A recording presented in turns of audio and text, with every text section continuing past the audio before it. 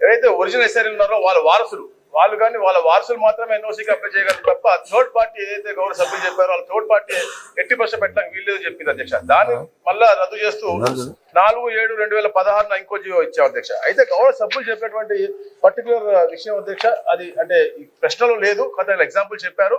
దాన్ని ప్రత్యేకంగా ఇమ్మని చెప్పండి అధ్యక్ష. నేను పరిశీలించి దాని ఆన్సర్ కూడా పూర్తి వివరాలతో ఇస్తాను అధ్యక్ష. నాకున్న సమాచారం ప్రకారం అధ్యక్ష, దాన్ని ఏదైతే జాయింట్ కలెక్టర్ ఇచ్చారో దాన్ని కలెక్టర్ గారు కొట్టేసి దానికి రిజెక్ట్ చేశారు అధ్యక్ష. దాని తర్వాత స్టేట్ లెవెల్ కమిటీ నిర్ణయం కూడా తీసుకుంది అధ్యక్ష. స్టేట్ లెవెల్ కమిటీ నిర్ణయం ఏంటంటే అధ్యక్ష, ఆ రోజున అధ్యక్ష ప్రత్యేక ప్రధాన కార్యదర్శి గారు మరియు సిసిఎల్ఏ గారు చైర్మన్ గా, జిల్లా జడ్జి స్థాయి రిటైర్డ్ న్యాయాధికారి సభ్యులుగా, కమిషనర్ సర్వే సెటిల్మెంట్ మరియు ల్యాండ్ రికార్డ్స్ మెంబర్ కన్వీనర్ గా ఉన్న కమిటీ అధ్యక్ష, అది పెద్ద కమిటీ అధ్యక్ష, వాళ్ళు కూడా రిజెక్ట్ చేశారు అధ్యక్ష. ఏదైతే వీరు ప్లీ పెట్టారో అది దాన్ని వారు కూడా రిజెక్ట్ చేశారు అధ్యక్ష.